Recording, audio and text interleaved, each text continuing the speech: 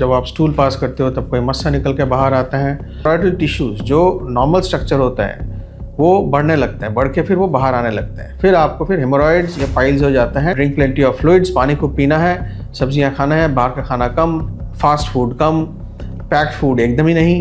1-2 दिन में हो सकता है आपके जलन और तकलीफ होना कम हो जाए।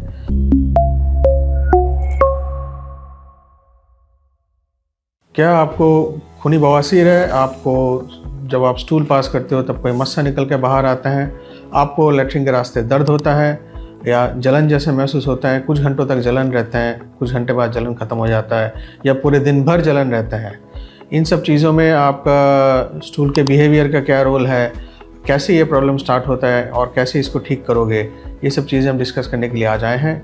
मैं हूँ डॉक्टर द्वैपायन घोष।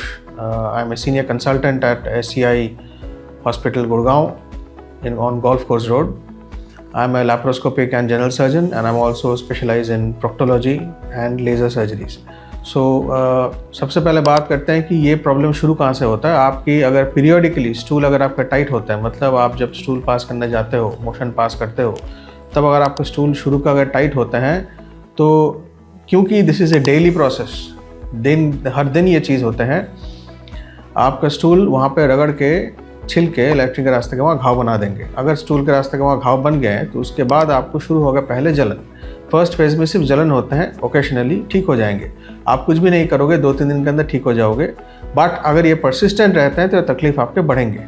अगर आपके तकलीफ़ बढ़ते हैं तो फिर ये जलन आपके 15 मिनट से की जगह पे 1-2 घंटा, 1-2 घंटे की जगह पूरे दिन भर आपको जलन या डिस्कम्फर्ट या बैठने में भी दिक्कत, ये सब चीज़ें आपके चल सकते हैं। अगर डेली बेसिस पे कॉन्स्टिपेशन आपके होते रहें तो अंदर के मस्से, हेमोरॉयडल टिश्यूज़ जो नॉर्मल स्ट्रक्चर होता है वो बढ़ने लगते हैं, बढ़ के फिर वो बाहर आने लगते हैं। फिर आपको फिर हेमोरॉइड्स या पाइल्स हो जाते हैं।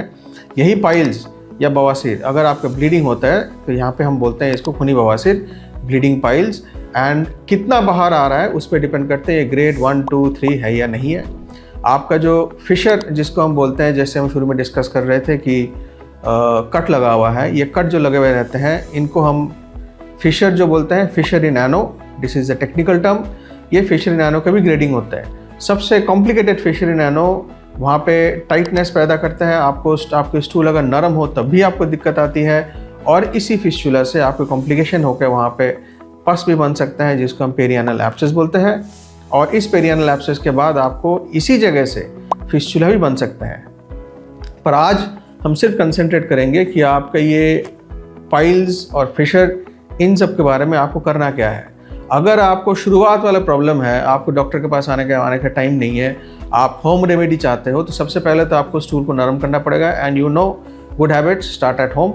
You have to drink plenty of fluids, पानी खूब पीना है, सब्जियां खाना है, बाहर का खाना कम, फास्ट फूड कम, पैक्ड फूड एकदम ही नहीं।